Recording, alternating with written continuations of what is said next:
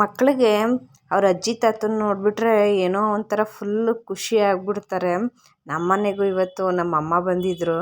ಅದಕ್ಕೆ ಅವಳಿಗೆ ಫುಲ್ ಖುಷಿ. ನನಗೆ ಹೇಳೇ ಇಲ್ಲ ಅಜ್ಜಿ ನೀನು ಬರೋದು ಅಂತ ಹೇಳಿ ಖುಷಿ ಪಡ್ತಾ ಇದ್ಲು. ಇನ್ನು ಸಾಯಂಕಾಲ ನಮ್ಮ ಮನೆ ಹತ್ರ ಚಾಮುಂಡೇಶ್ವರಿ ಮೆರವಣಿಗೆ ಹೋಗ್ತಾ ಇತ್ತು. ಅಲ್ಲಿ ಗೊಂಬೆಗಳನ್ನೆಲ್ಲ ಕರೆಸಿದ್ರು, ಮ್ಯೂಸಿಕ್ ಹಾಕಿ ತುಂಬ ಚೆನ್ನಾಗಿ ಕುಣಿತಾ ಇದ್ದು. ಇಲ್ಲಿ ನೋಡಿ ನನ್ನ ಮಗಳು ಅಲ್ಲಿ ಮ್ಯೂಸಿಕ್ ಬರ್ತಾ ಇದ್ದಾರೆ, ಇಲ್ಲಿ ಏನು ಚೆನ್ನಾಗಿ ಡ್ಯಾನ್ಸ್ ಮಾಡ್ತಾ ಇದ್ದಾಳೆ.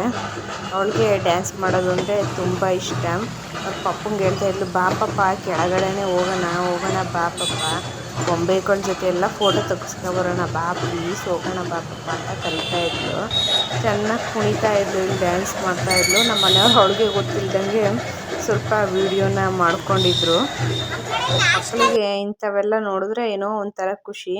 ಇವಾಗ ಆಷಾಢ ಮಾಸ ಇರೋದ್ರಿಂದ ಪೂಜೆಗಳಂತೂ ನಡೀತಾನೆ ಇರುತ್ತೆ. ಮೈಸೂರಲ್ಲಿ ಚಾಮುಂಡೇಶ್ವರಿ ರಥೋತ್ಸವ ನಡೀತಾ ಇತ್ತು.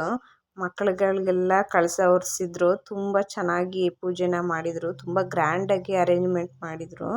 ರಥದಲ್ಲಿ ಚಾಮುಂಡೇಶ್ವರಿ ವಿಗ್ರಹನ ಇಟ್ಕೊಂಡು ಹೋಗ್ತಾಯಿದ್ರು. ಇನ್ನು ರಾತ್ರಿ ಊಟಕ್ಕೆ ವಡೆನ ಮಾಡಿದ್ವಿ, ಕಡಲೆಬೇಳೆ ವಡೆನ ಸಿಂಪಲ್ಲಾಗಿ. ದೇವಸ್ಥಾನಕ್ಕೆ ಹೋಗಿದ್ರಿಂದ ಅಲ್ಲಿ ಪಲಾವ್ ಕೂಡ ತಿಂದಿದ್ವಿ, ಹಂಗಾಗಿ ಸಿಂಪಲ್ಲಾಗಿ ವಡೆ ಮಾಡ್ಕೊಂಡಿದ್ವಿ ಅಷ್ಟೇ.